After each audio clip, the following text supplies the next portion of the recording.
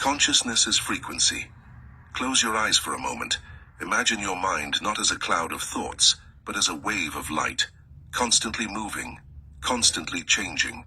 Imagine every belief, every intention, every flicker of attention as a signal, broadcasting into the universe and tuning you to a specific experience of reality. This isn't fantasy, this is consciousness, and it's pure frequency. Consciousness is often spoken of as awareness, and that's true. But awareness itself has layers, depths, and each layer vibrates differently. When you're angry or fearful, your awareness contracts. You become laser-focused on problems, risks, survival. But when you're in love, in awe, in peace, your consciousness expands. You see more, feel more, understand more. Your frequency rises, and with it, your perspective. This chapter is about understanding how consciousness isn't just a mental or emotional state, it's an energetic signature.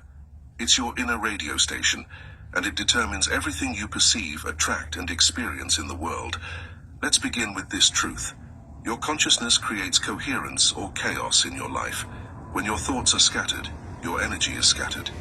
When your mind is anxious, your body follows. You move through your day reacting instead of creating. But when your consciousness is focused, calm, and aligned, you enter flow. You shift from friction to ease, from fear to clarity. And the beautiful part? You are not stuck on one station. Your consciousness is completely tunable. Like a dial, you can shift it, moment by moment, through choice and practice.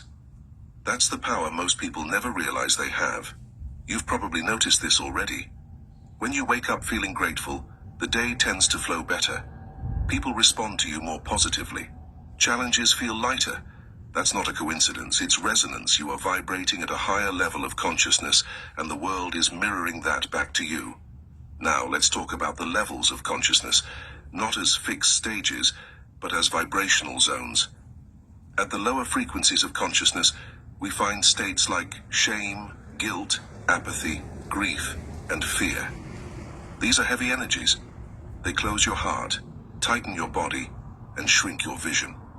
When you're stuck here, the world feels dark, unfair, and hopeless. As we rise, we move into frequencies of courage, neutrality, willingness, and reason. These are transition points, where we begin to take responsibility, to seek understanding, to open ourselves to possibility. These levels feel more spacious, life begins to feel manageable, hope returns. Then we ascend into love, joy, peace, and enlightenment. These are the high vibe zones. Here, the mind quiets, the heart expands, the ego dissolves. In these states, synchronicities appear, inspiration flows, healing accelerates, and a sense of universal connection becomes palpable. The psychologist and spiritual teacher David R. Hawkins mapped these frequencies in his work, proposing that each emotion and state of consciousness has a measurable energetic field. While not everyone agrees on the exact numbers, the idea remains powerful. Consciousness vibrates, and that vibration has very real effects. Now think about this. When you're tuned into love, you don't just feel better, you see better. Your mind perceives more opportunities, your heart connects more deeply with others, and your body even begins to heal itself more effectively. That's because every system within you is communicating at a higher level of coherence. So, how do we shift our consciousness into a higher frequency? Start with intention. The moment you decide to elevate your awareness, to think higher, feel deeper, love more, your vibration starts to shift. It's subtle at first, like a ripple, but intention is the first energetic adjustment. Next comes attention. Where you place your focus is where your energy flows. If you constantly focus on lack, on what's broken or missing, you stay tethered to lower frequencies. But if you redirect your attention to what's working, to beauty, to gratitude, you tune into a different channel entirely. Breath is your anchor. Consciousness and breath are intimately connected. Shallow, rapid breathing locks you into survival mode.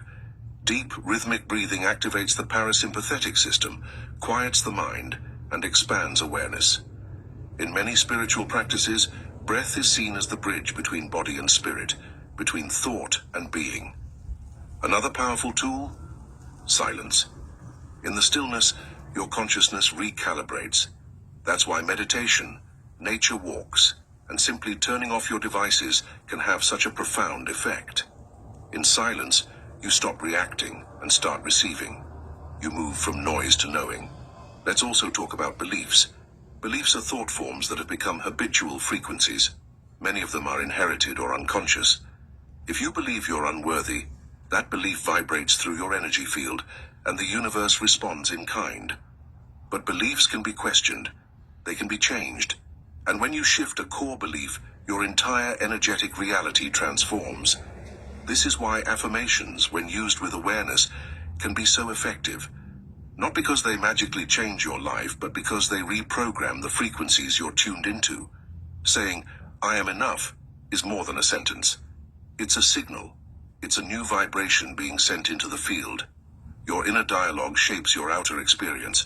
If your thoughts are filled with criticism, doubt, and fear, you're vibrating low, and you'll feel the effects. But when your inner voice is loving, trusting, and open, you rise, you radiate, you become magnetic. Now let's connect consciousness to the collective field.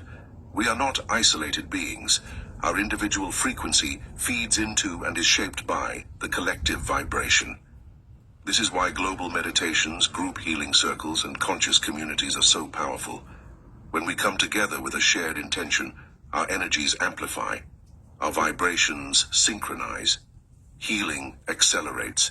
But this also means we must be discerning. Media, news, conversations, all of it can either elevate or drain your consciousness. Ask yourself regularly, is this raising my frequency or lowering it? That simple awareness is transformative. Let's be real. Staying in high-frequency consciousness isn't always easy. Life happens. We get triggered, stressed, distracted. But that's okay. The goal isn't to be perfect. It's to be aware. When you notice you've dropped into a lower state, gently bring yourself back. Breathe, recenter, retune. Here's a story to illustrate this. There was a woman who, every morning, wrote 3 things she was grateful for. At first, it felt forced. But after a few weeks, her mood improved. Then her relationships. Then her career. What changed wasn't her luck. It was her frequency. Gratitude tuned her into a different channel, and life began to respond. You are the DJ of your own mind. You choose the soundtrack of your consciousness. So here's your practice for this chapter. Start each morning by checking your frequency. Ask yourself, what am I feeling? What am I focusing on? What am I believing right now? Then, make a small shift. 1 thought, 1 breath, 1 word of kindness. Watch how that micro movement changes your entire day. Because when you change your consciousness, you change your vibration. And when you change your vibration, you change your life.